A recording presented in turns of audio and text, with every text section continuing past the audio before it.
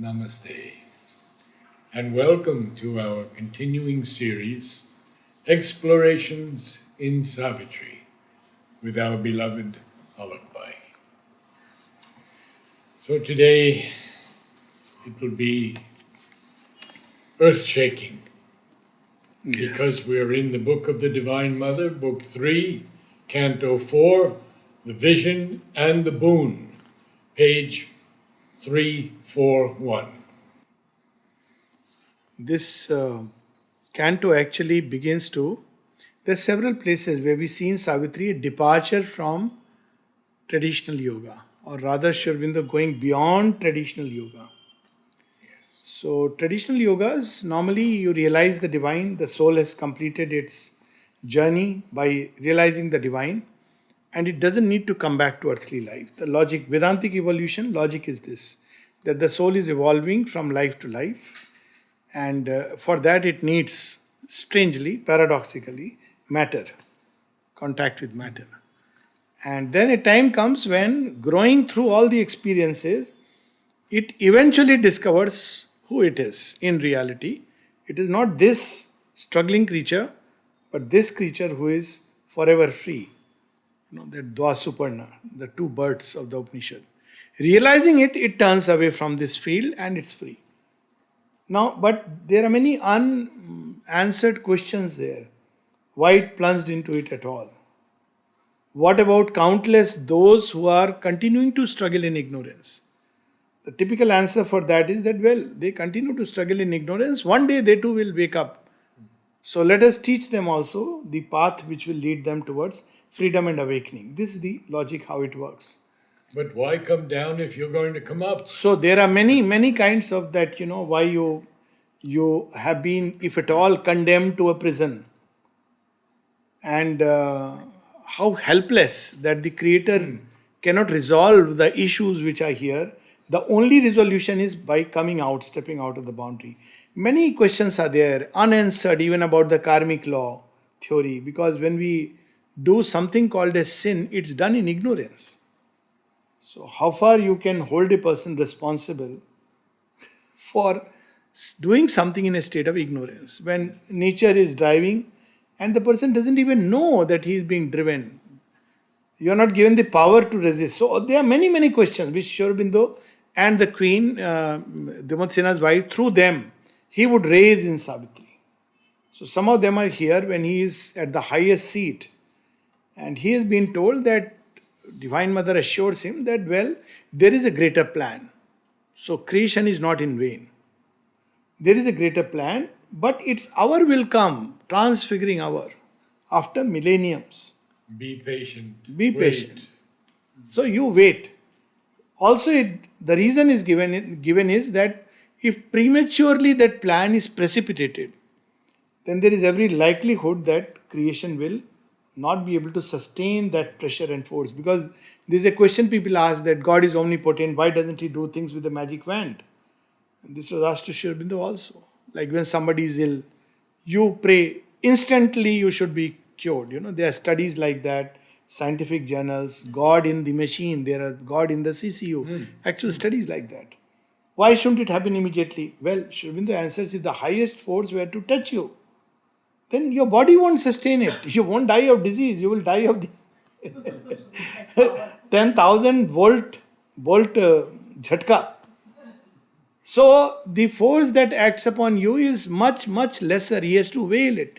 And the moment it is anything less than the divine sheer omnipotence, which is the supramental, then it's a play of forces and possibilities. Then there is a part you have to play, you have to be receptive, open. All these conditions come. Whereas supramental is unconditional, except that you should be ready to, able to bear it. If you can't bear it, so that's how the logic proceeds. So she says there is time, it will be done. Wait, centuries, ages, she doesn't fix a term or time to it. Now Ashupati says, but for how long? How long will our spirits battle with the night? And now when he says battle with the night, means he's not talking of those souls which are in the night, enjoying the night. As he said, repair booths of sin about night, descent into night. Imagine, the divine removes the tendency to sin, then there are places where it is repaired. So the tendency returns. So like that, the world is full of those things. Not talking about that, but about heroic souls who have actually fought and battled against the night. Take the Mahabharata, Ramayana, the Trojan War, and many other things in history. Spartans and Yes. who have sacrificed themselves for a greater good. They have come and gone, and again the same old stupidity starts. So he's asking about them, standing in front of the Divine Mother, pleading their case. Now, this is another case in the court of time. One case we saw yesterday. This is the original case, the long pending case, the longest pending case in the history of creation. And what is this case? Now, Ashapati is pleading. How long shall our spirits battle with the night and bear defeat and the brute yoke of death?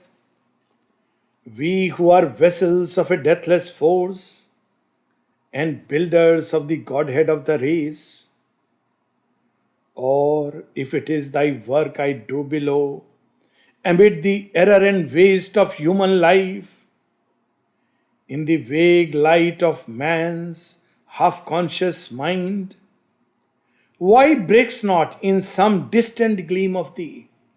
That for long we have been working in the night of human ignorance. A few souls here and there, if you see the total population. Otherwise, like yesterday we were saying, India is a land of mystics. But if you see 125 million people, how many mystics? 125 maybe. Big number, but drowned and submerged. And all over the world, if you see. You can count on fingertips. Yes. But amidst all this night, why breaks not some distant gleam of thee? Why don't you come and awaken us all? So this is the whole. Kittu Reddy told us the other day that in the school they had some 1,500 people. And Yes. and they wrote to Mother and they said, there are 3 who are very good, and there are 4 who are okay, and all the rest are worthless. They have no idea, they have no interest in the school. Mother said, 7 people. Very That's good. a wonderful amount for me. Mother was so pleased that there were 7 people. Yes. So that's how it is. Ever these centuries and millenniums pass, where in the greyness is thy coming's ray? Centuries and millenniums. And see what happens to all these great realizations and light that people bring upon earth. Even if you grant that, okay, Muhammad was a yogi. He was a kind of yogi. But he reached some point and whatever the realization be. But look what happens down the ages. Whole thing turns into something very different. Christ, he is an avatar. See what happens in typical traditional Christianity. Sikh founders, we were talking about that. Such, virile and Kshatriyas, warriors who had turned toward the divine to defend the Hindus. Look what happens today, Khalistan movement, separatist things. Far away from what the original teaching is. And it reminds me incidentally of a story of Guru Nanak, So Guru Nanak once, a lot of people had gathered around him. So one of his close disciples said, I am so happy. So many people are your followers and disciples. He said, oh really?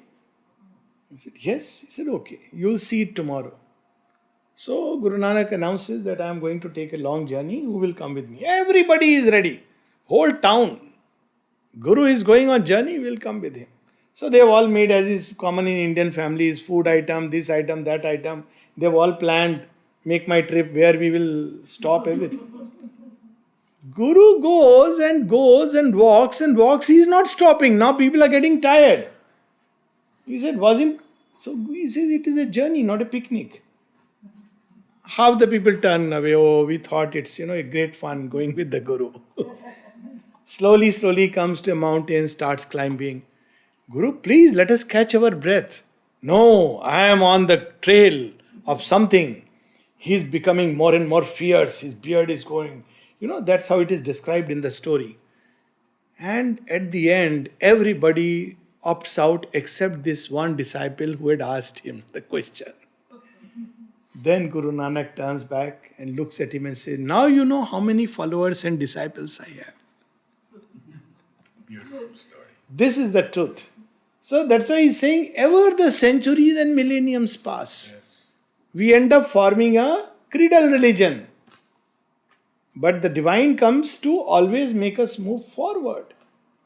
But it's a bad ending. In other words, he's saying it's a bad ending. Where in the greyness is thy coming's ray? Where is the thunder of thy victory's wings? The final victory. So that Ravana doesn't have to be burnt every year. He's gone for good. See, this is the whole. Only we hear the feet of passing gods. Oh, there was once upon a time a divine being who came here and did this and that. Can we see him? Well, he is gone. His exploits are there, stories. So look at the divine pathos in all this. Only we hear the feet of passing gods. Temples are consecrated in his name, and everything opposite is done than what the original God intended. Sri Aurobindo speaks of that about spiritual movements. And he says spirituality is nothing if it is not lived inside. A symbol is a meaningless ticket if you are not ready to reproduce it within your consciousness. Otherwise, you can flood the market, mother's symbol everywhere. But mother's symbol means mother is at the center, not the ego. That's how it starts. Center is the divine mother. In that symbol, there is no place for ego actually. So this is what he says. And then he says, that is not what he wants, because it means all kinds of people join, and when they cannot destroy the movement by opposing it, they join it to destroy it. It says that. By joining it, they dilute and destroy it. That's why another letter. I don't believe in propaganda. Except for books and patent medicine. Then he says, for a serious work like mine, it is a poison. It means hundreds and thousands of useless, means without aspiration. Oh, let's go, let's do a bonhomie. Mother will take care of everything. I can do anything I feel like. And that's how they join and they finish. And then he says, because of that, he says, this is what has happened in the religions and has been the cause of their failure. The truth has receded into the secrecy of its silence. So when he is saying these lines, there is a tremendous divine pathos. He doesn't want this again. That's why he said, I am not here to have the old wine in a new bottle or to repeat the old fiasco. I don't want to give my sanction to the old fiasco. A new edition of the old fiasco. A new edition of the old fiasco. We turn the page, and now he says that, he reveals to us that there is something in the eternal mind. But look, how it expresses and has challenges. He's not just looking at one lifespan or just even one yuga.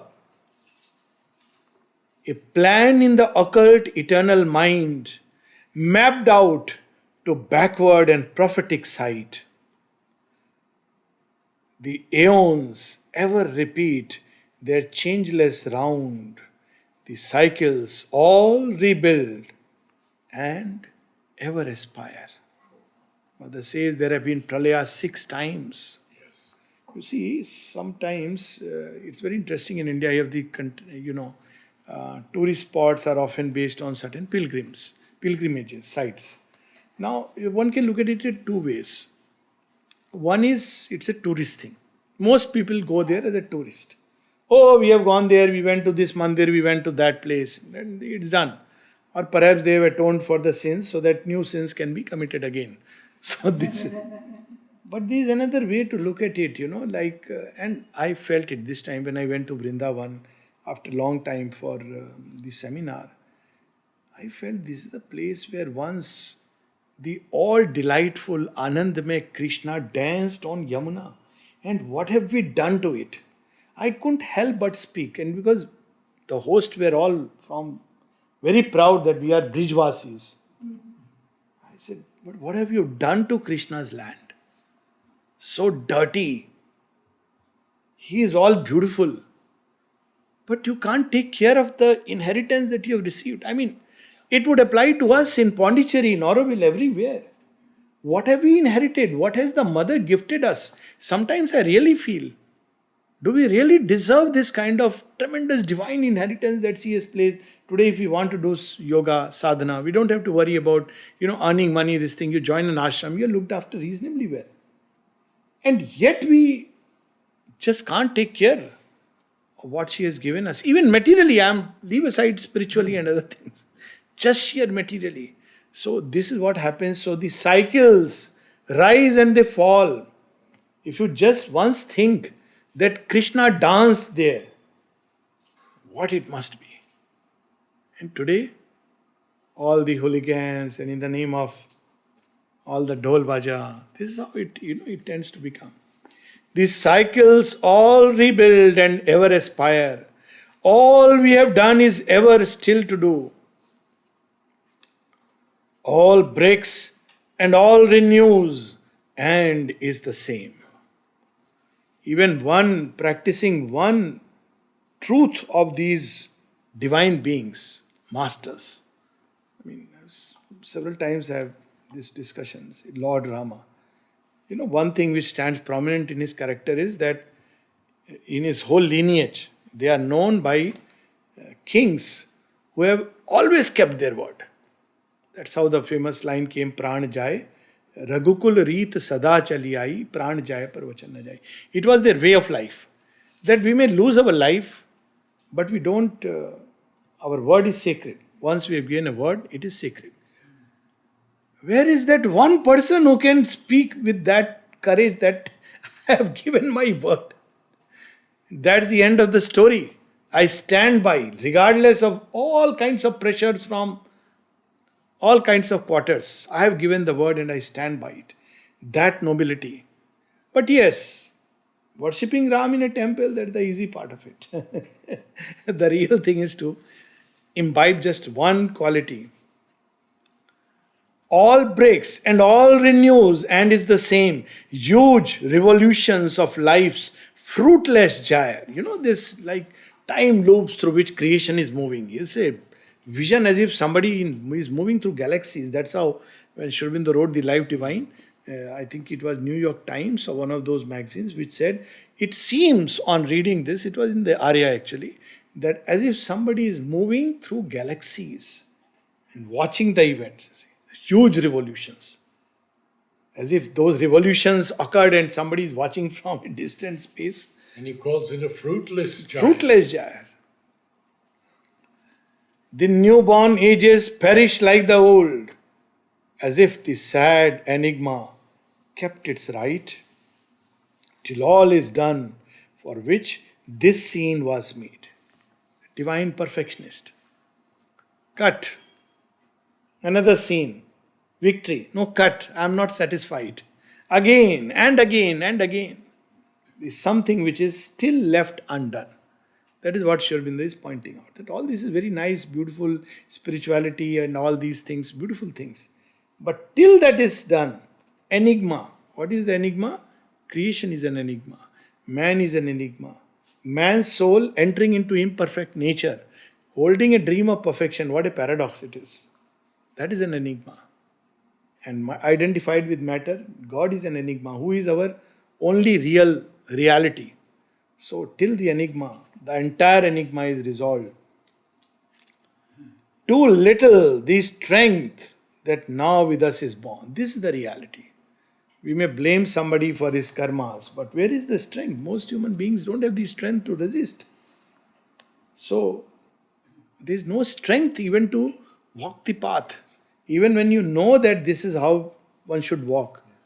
Anyone who has tried, even that's why Mother says, somebody who has worked upon himself develops a sunny tolerance and generosity towards others, co-travelers and fellow sadhaks, because he knows how difficult it is to work on one difficulty within yourself.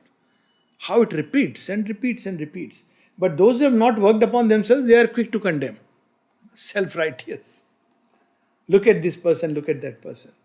So here he's saying that too little the strength, too faint the light that steals through nature's lids, too scant the joy with which she buys our pain. They are marvelous lines actually.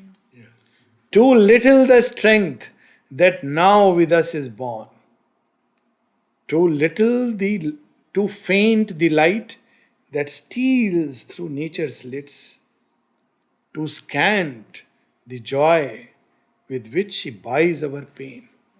She says, okay, I'll take away your pain. After much pain you give me, I'll give you a little joy. So nature, okay, I'll give you some respite with which she buys our joy. Then nature's lids, ignorance, nature is sleeping, closed. But time to time a little faint light.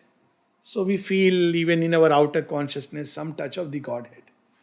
So look at these wonderful lines. In a brute world that knows not its own sense, thought-racked upon the wheel of birth we live, who else can plead our case better? He is not saying this human being, yes, he should be condemned. He is saying thought-racked, harassed and troubled by thought. And what kind of life? Upon the wheel of birth we live, constantly moving. The instruments of an impulse not our own. We are pushed and driven by forces which are beyond our control. We don't even understand. We understand much later. That's why somebody has said nature has a strange way of teaching. It gives you the result first, experience first, lesson afterwards. Sometimes much later. And every one of us, there is a passage where Mother says, all of us, when we look back, we will always feel maybe we could have been better, maybe we could have done better. And this maybe continues. If anybody looks back 20 years, even sometimes 5 years, depending on how you're progressing, maybe I could have, but that time you could not. Then later on, but life is moving forward. So, the instruments of an impulse not our own, moved to achieve with our heart's blood for prize, half knowledge, half creations that soon tire. That's the ultimate of man's achievement. A foiled, immortal soul in perishing limbs. Look at it. There is a soul within. Foiled, covered, wrapped in perishing limbs. So deeply, you can't even see. You have to take it like with faith, yes, there is a soul. So, okay, soul is so wonderful, but it should be self-evident. That's how it should be, logically. Baffled and beaten back, we labor still. But there is something about man. It's because of this soul that we refuse to give up. We don't understand that it's because of this light, the faith, that we continue to labor. Annulled, frustrated, spent, we still survive. If not here, in another world, in another life, the impulse comes back and we still survive. I'll read. Yes.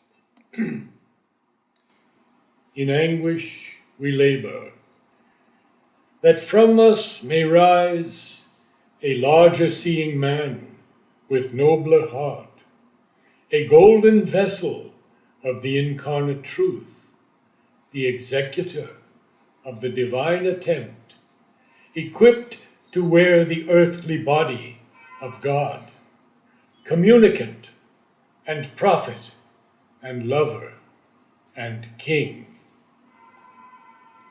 I know that thy creation cannot fail, for even through the mists of mortal thought, infallible are thy mysterious steps, and though necessity dons the garb of chance, hidden in the blind shifts of fate, she keeps the slow, calm logic of infinity's pace and the inviolate sequence of its will.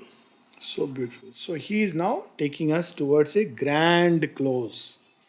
So he's saying all this futile, seeming futile revolutions, ages, aeons, pralayas. Why all this? Because so that through all this churning of matter, that which is hidden inside man, the greater being, he may rise. You see, it's very interesting if you observe through the jungle creation, which is the most restless creature, which is all the time jumping, running, can't sit still. No, it is the monkey. Look at a monkey in a zoo. Look at him anywhere. Barely a monkey will sit quietly at. Lion will sit in leonine calm, strength. Even a snake with the hood or passively lethargy. But a monkey is always restless. Now, once I was watching this monkey, restless monkey, and I thought, this is where he is searching for man. The monkey's restlessness is because of a strange something which has begun to develop in him. You throw something near a monkey, he will definitely jump, pick it up, try to see what it is. It is his that curiosity which marks a human nature. You find in monkey. You throw an empty bottle. Arey, that reminds me, they have become so smart in this same Braj Bhumi where I went. It is famous, the monkeys are so naughty, not naughty, they are all intelligent fellows. They will, if you are wearing a glasses, it will definitely go. So, the person who was taking me, my dear friend, he told me, monkeys and they will take away your glasses. So, make sure that you don't keep the glasses, mobiles in the pocket, don't take out and talk. And he gave an example of his own, daughters. Sometime this had happened. So we went through Yamuna and we saw all the monkeys around. When we came back, instinctively he took out his glasses, power glasses, very good expensive glasses, and put it. Within seconds it was gone. Before he could realize, he suddenly felt the monkey and he said, oh, and the monkey had taken the glass. Now, why do they take it? This is strategy behind it. Strategy is you give him something, then he will give the glass. So they like those fruity and all that. So you see, it's a whole nexus. They learned what politicians are doing. The mafia and the political and the industrialist nexus starts from there. Okay, so you have somebody who will bring immediately fruity. Sir, ye de do. Give it, then the monkey will throw the glasses. Now, sure enough, as many fruity you come and take. But they also have a whole mafia. So all the monkeys came, they suddenly realized that there is too many fruity over one glass. And unfortunately, he had crossed over a nalla. So he dropped that's what they do. They will drop the glass and jump to, and then you pick up the glass. But when he dropped, pop, it went inside the nalla. Then the third fellow comes, mafia don. So he says, I will dish it out of the nalla. He tried, it didn't succeed to give some money and, he goes away. But look at, that a monkey, how his mind is so restless. It is of no use to him. No other creature will do this. No other animal will do this kind of a thing. But monkey, immediately. He's got, if you are using a mobile, gone. So, if you look at it closely, this thing of curiosity, here it is being misused by, vested interests of people. But this spirit of curiosity, in its most primitive elementary stages, the beginnings of a mind which will one day, this curiosity will take him beyond Mars and Venus and the interstellar travels. If you look at it, so wonderful. But you see the beginnings. So too in man, there is another kind of restlessness. It's not outer, but inside. And if you are feeling stifled, if you are feeling deep within you in unease and unhappiness with life as it is, even when everything is wonderful, then blessed art thou, or thou art chosen for the next step. I do have a story about the elephants. They're not restless, but they're extremely intelligent. Oh, yes. In Burma, they will walk across the highway and stop all cars that are coming. If you give them one or two bananas, they won't move. You have to give a couple of hands of bananas. And then they'll go back, let you pass, and move in for the next car. So you see, yes. So this is how we see in the beginning stirring of intelligence in animal life. But this stirring of intelligence is basically the effort, the pang to give birth to a creature who will embody this intelligence as his natural operating system. In them, it is not a default operating system. It is like nature is developing it. So, in man, human beings, though there are those who are happy with their life as it is, Mother says, don't disturb them. They are not ready for yoga. They are happy with their selfie world. All right, let it continue. But there are those who, not because there is a problem outside, but they are not happy. Something is going on inside. They want something else, but they don't quite know what it is. They are the ones who are ready for this leap. And that's what is described here.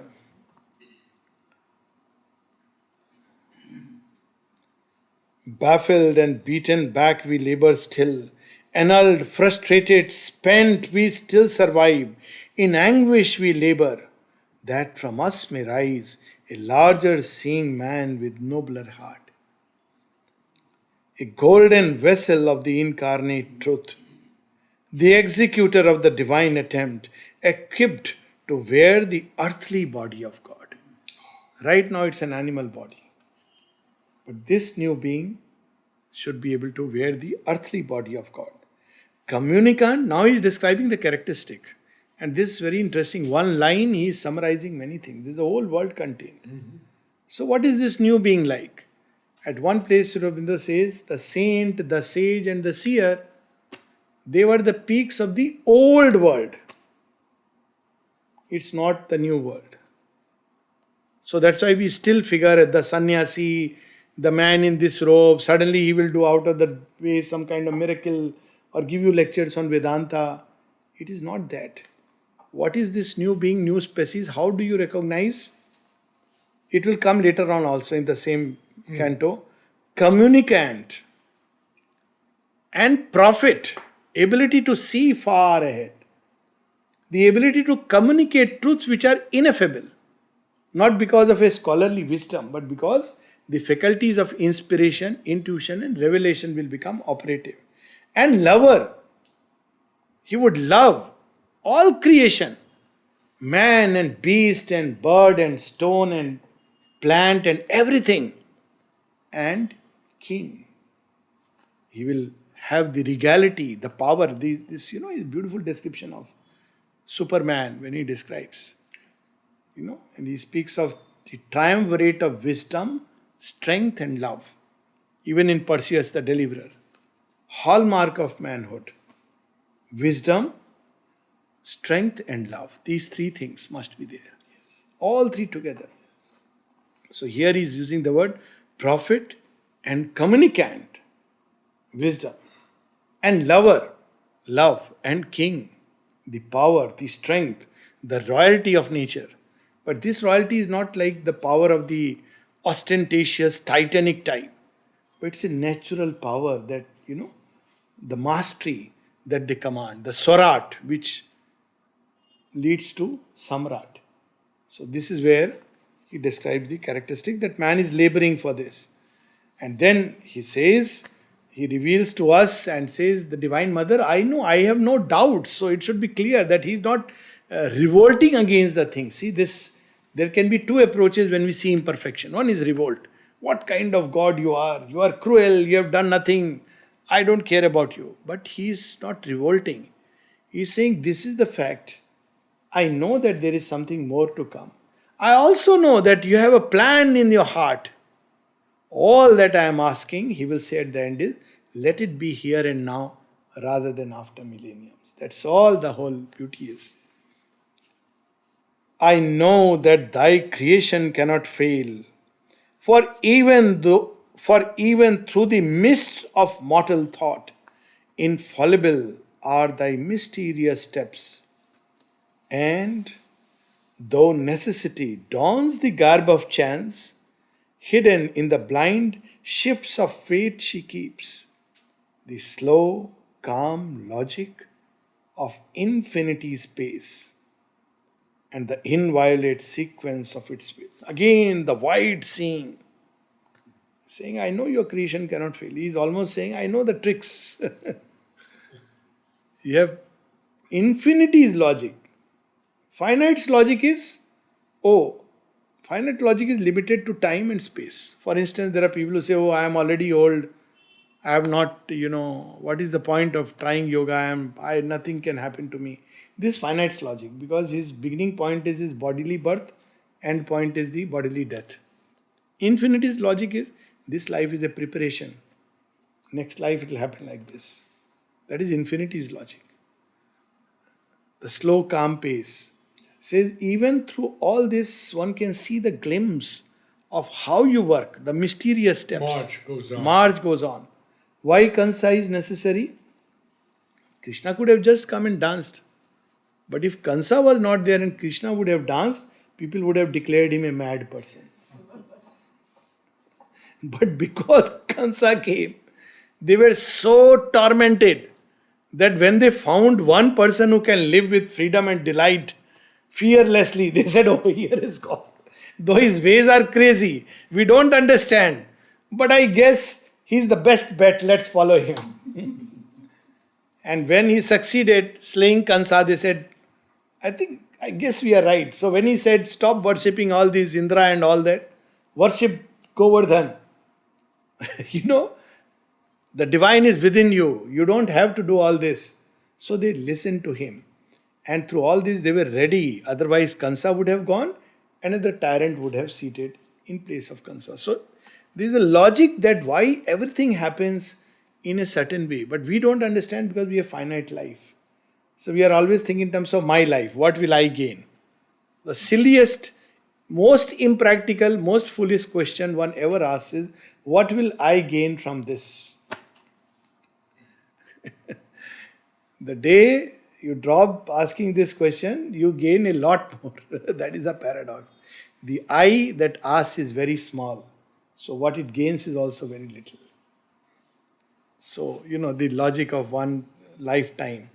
We'll just read 2 more lines and then probably stop. 3 lines more.